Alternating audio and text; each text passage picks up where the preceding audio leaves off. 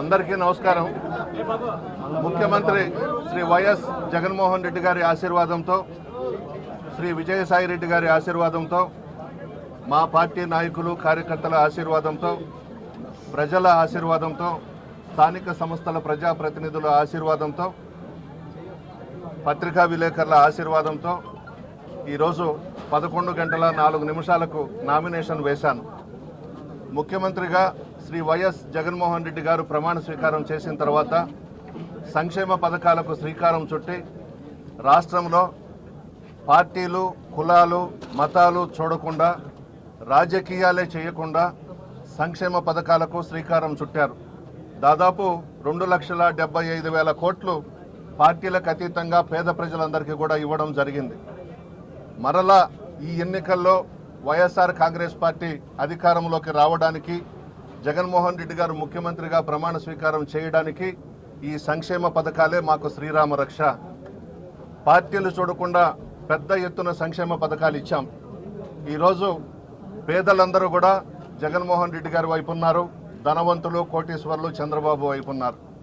Chandrababu Naidu, Pawan Kalyan, BJP ఒక్కటైనా సింహం సింగల్గానే వస్తుంది. జగన్మోహన్ రెడ్డి గారు సింగల్గానే ప్రజల్లోకి వస్తున్నారు.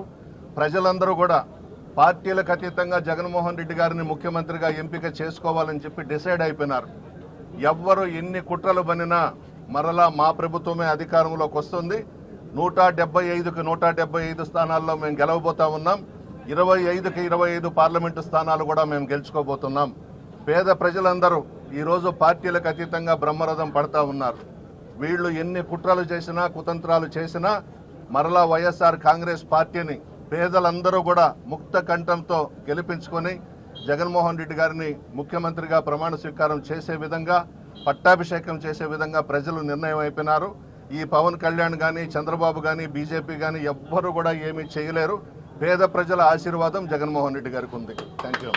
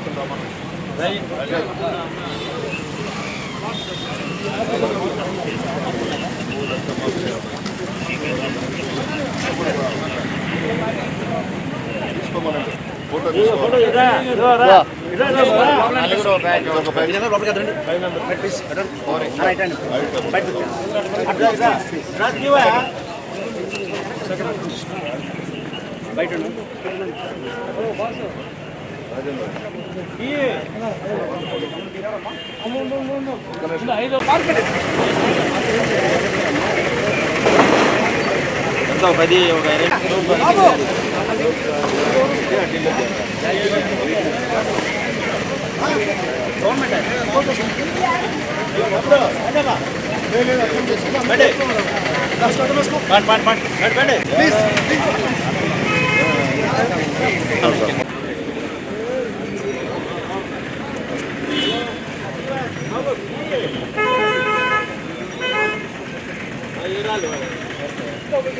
బాబు వెళ్ళిపోవాలి, వెళ్ళాలా